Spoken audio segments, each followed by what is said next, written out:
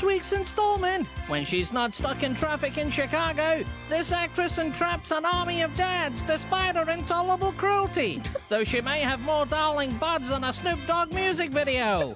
It's one for Zorro, and it's too bad that it's Catherine Zeta-Jones on tonight's Hollywood Swingers.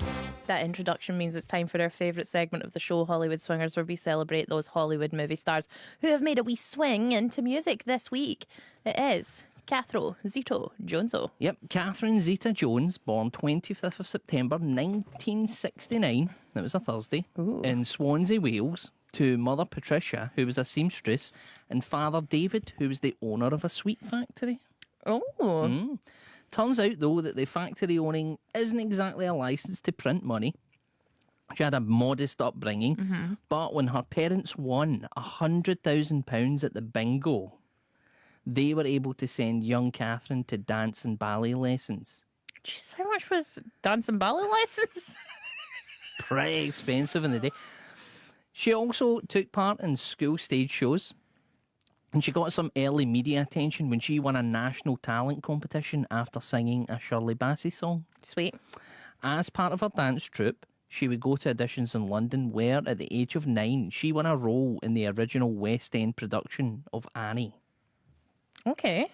Her early teens saw her become a British tap dancing champion. Sweet. Before playing the lead of Annie in Swansea. She graduated to the lead and then went on to play Tallulah in the West End in Bugsy Malone. Come on now. Tallulah's a great role. I mean, it's also terrifying, but it's a great role. Given her early success, Zeta-Jones left school at 15 with no O-levels and decided to move to London full-time to pursue her dream career. Pretty risky move, but... No, but she had that £100,000 unless they'd spent it all on tap lessons. That's all went on the old tap lessons. I mean, especially back then with inflation and cakeflation. Well, that's it. In 1987, at 17 years old, the actress was the second understudy for the lead of a West End production of 42nd Street, where, due to a stroke of bad luck or good luck, depending on whose view it is, both the lead and the understudy couldn't perform. So Zeta-Jones was called upon to play the lead and impressed the producer so much she was asked to play the role for the next 2 years. Awkward, very, very awkward. 1990 saw the actress make her screen debut in a French-Italian fantasy film called 1001 Nights, which was remembered only for the scurry bits. Okay. You know. But what really exploded Zeta-Jones onto the scene was her role as Mariette, the daughter of David Jason and Pam Ferris, in the ITV comedy drama The Darling Buds of May. Right. Do you remember it? No. You should, because it was an instant rating success. It became the first instance in British broadcasting history of a new series topping the national ratings, even beating that night's Coronation Street on the same channel. It's one of the ones where they all talk in fake West Country accents and do quite a lot of injustice to the people who actually come from that place. But it was all super nice and sweet, and it was all just very cosy. Yeah, very saccharine, but the world was obviously looking for that at the time because this show was a mega hit. And it's been back. Has it? Yeah, it's had a big whole comeback thing. There you go. Well, Zeta-Jones, she was an instant star when it came out. She was the hot daughter. But that did come with a lot of tabloid attention, and there was a lot of speculation on her love life in the papers at the time, including romances with the likes of David Essex and Mick Hucknall. This was a time when the tabloids were so weird. Yeah. Like, it's only recently that we've kind of went, hey guys, maybe not calling women terrible names for just existing. Soon, the actress got fed up with the constant press intrusion, fair enough, and the fact that she was also being typecast as the token pretty girl in British films, like Splitting Hairs with John Cleese and Blue Juice with Sean Pertwee, if you remember that. Ick to that name, but also in the John Cleese one, please tell me that poor young woman didn't play that man's love interest. I don't know, I've never seen it. Okay. Rick Moranis was in it as well, strange. As a result, Zeta-Jones decided to just up sticks to America because there she was unknown and she believed that she could win parts on merit alone. Okay. Her first US film, Merit, hold on. being one of the most gorgeous Beautiful women in the women in the world. But 1996 comic book action film The Phantom with Billy Zane. That was a box office flop, but the same year saw the actress play a main role in a CBS two-part miniseries based on the Titanic disaster.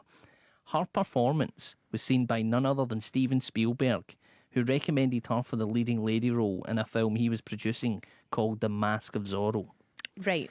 Starring opposite Antonio Banderas and her fellow countryman Anthony Hopkins, film was a massive box office and critical success. People really liked it. I loved that film when it came out. Okay. Loved it. And it proved to be her big breakthrough. The risk in moving to the US paid off in like a couple of years. And you know, she's a dark-haired British woman who made a great career playing Hispanic women. And she didn't even have to say words weird like Alec Baldwin's wife. She tried that cucumber. No, it just looked the part. She just looked vaguely Spanish. 1999 saw Zeta-Jones star alongside Sean Connery in the heist film Entrapment, which was another box office hit. Was Sean Connery meant to be her boyfriend in that? They do have a little bit of a thing.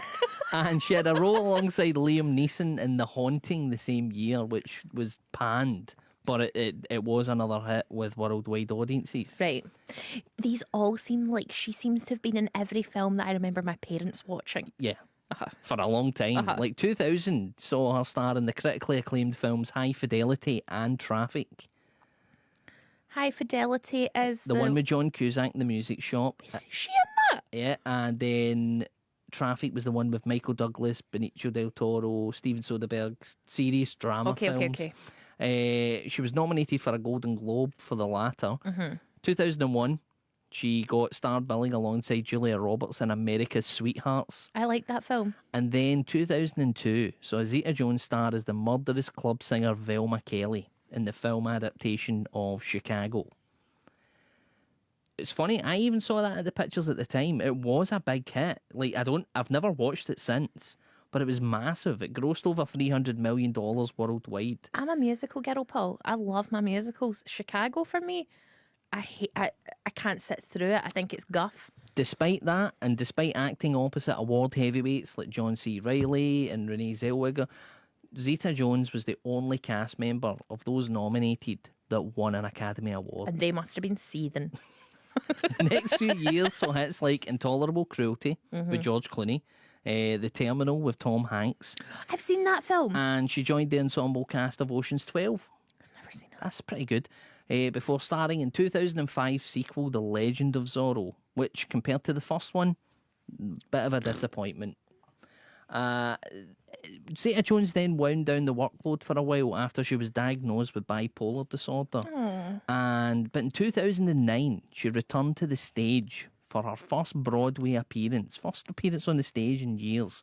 Starring in the Sondheim musical A Little Night Music, the actress won the Tony Award for Best Actress. Good for you, Catherine Zeta. But it's weird because when you think about Catherine Zeta-Jones, you do just immediately think of the what a beautiful woman. And she's the beautiful woman in all these films. But you're like, she's won an Oscar. She's won a Tony. She went to America. She's been in all these comedy films, musical films, serious films. She's very talented, but never really gets thought of in that way. Yeah, I think I've seen her in one thing. I don't watch the films that she's in. They were all those really serious films where it's like rich people who live in big houses and can't just get a divorce, so that's always like something dead complicated. And it's not my cup of tea. Well, despite all this success, a lackluster 2012 and 2013 at the box office, she had flops like Rock of Ages and Red 2 with, Bruce Willis. Was Rock of Ages not a massive hit? No. Was it not? No. Okay. That seemed to have dulled her appetite for the big screen. And 2016's film adaptation of Dad's Army was her last film appearance to date. Oh. 2022, though, saw a wee resurgence for her in both the streaming series Wednesday, where she played Morticia Adams, perfect casting, Yeah, if you perfect ask me. casting. And then she had a villainous turn in the TV series National Treasure, Edge of History. That's like a TV version of the National Treasure films with Nicolas Cage, but it doesn't star Nicolas Cage. I didn't think we needed that. The world didn't. It got cancelled after the first series. Okay, that's a shame. But here's to hoping we see more of her in the coming years. She's an unproblematic, pretty hard-working woman who's just kind of worked hard and done her job. So there's nothing. It was amazing when she won that award and she went up on stage and she got all excited and she was all just like, "Oh, thank you very much, and pointed to Michael Douglas and went, "I'm married to a movie star. I sleep with him every night." That was Paul's attempt at a Welsh accent. Shut up. Now to tonight's song. That varied into a completely different continent. Never mind. It was country. fine. It was absolutely fine. Tonight's song, and we have almost. Listen, don't you can't be laughing at me. You ate a strepsil thinking it was a sweet, and then when you knew I it was a didn't think it strepsil, was you were like, "I'm still going to eat it I for found food." I was Oh, look, I hungry. found some food. I'm like, that's a lozenge. And I've finished it, and it was delicious, and it really quenched my hunger. Other lozenges are available. Right, so Catherine Zeta-Jones. Yeah, though we have an almost embarrassment of riches to choose from when it comes to musical performances. Now, I could have went for an example from Chicago. It did win her an Oscar after all. I could have went for a performance of Send in the Clowns from A Little Night Music. Did win her a Tony Award. Can I just say about Chicago, right? You know how I love picking stuff apart? Like Love Actually and all that, and I cannot stand it. I just think that as much as I think Seven Brides for Seven Brothers is a problematic musical about men who kidnap women, I just think a musical about women who've just randomly murdered people but are cute about it, it doesn't do it for me. Don't like that jazz. I don't like that jazz. I could have opted for a 1994 duet with her then boyfriend David Essex, or even a Rock of Ages cover of show favourite and not shoplifter Pat Benatar. But instead, in the true spirit of Hollywood swingers, I'm going to have to go for Catherine Zeta-Jones's 1995 attempt at pop stardom, with the following single that peaked at a healthy 72 in the UK Top 100, charts. baby, top 100. It was in the top 100 for 2 weeks. Go on yourself, Catherine And whilst Zeta. it might not have won many ears of affection, CZJ. hopefully it got her in the arms of love.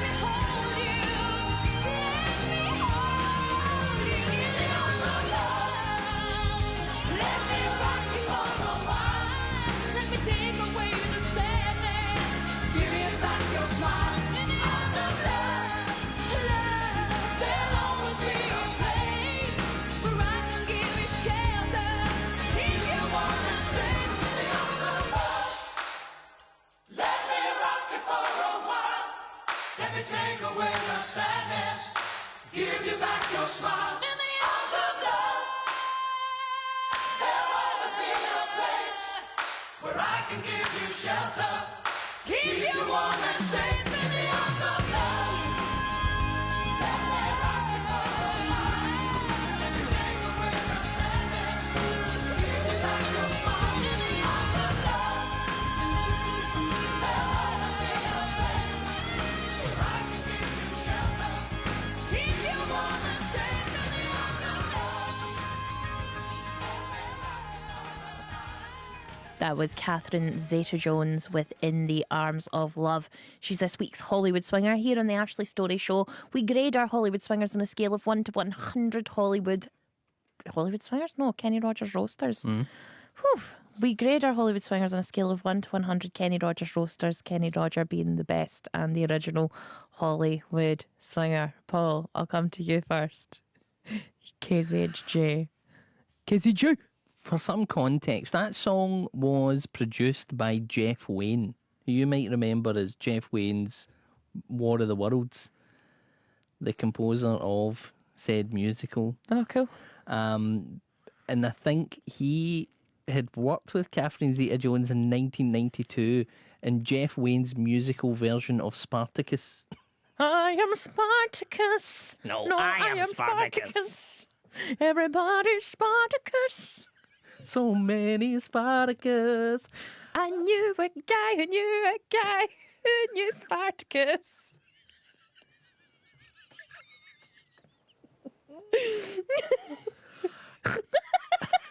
Knowing that, I have to give I desperately this. need to see that musical now. I desperately need to see the musical version of Spartacus.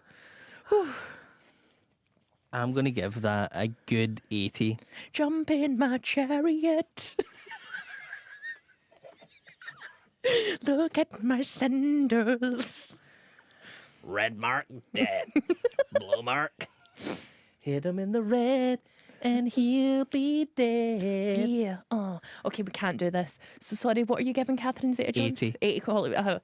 I'm now so distracted. Now I'm just thinking about Spartacus the musical. Catherine Zeta-Jones, great performance, loved it. Think she's a brilliant singer. Bit derivative of Madonna's Like a Prayer. Kind of sounded like a lot of songs out at the time, but she held a tune, she held it well. Some of the songs in the Spartacus musical are Hold called... on, let me just give her my score and then you can distract me further. I'm going to give Catherine Zeta-Jones 93 Kenny Rogers Roasters. I think she was good. The song wasn't great. We It was could have very pl- 90s. But we could have played any song and she would have played it well. Yeah. Okay, so tell me about what's in Spartacus the musical. Songs like Two Souls with a Single Dream. Two souls with a single dream of winning this race on chariots. But only... They don't have chariots in Spartacus. I don't know. They It's just fight with swords and shields. people would have had a chariot in Spartacus. They probably just didn't have the budget for it at the making of the film. Right, we need to hear your scores. We need to stop thinking about Spartacus the musical, Paul, and we need to hear your scores. Get in touch via text 80295. How many Kenny Rogers Roasters do you give to Catherine Zeta-Jones?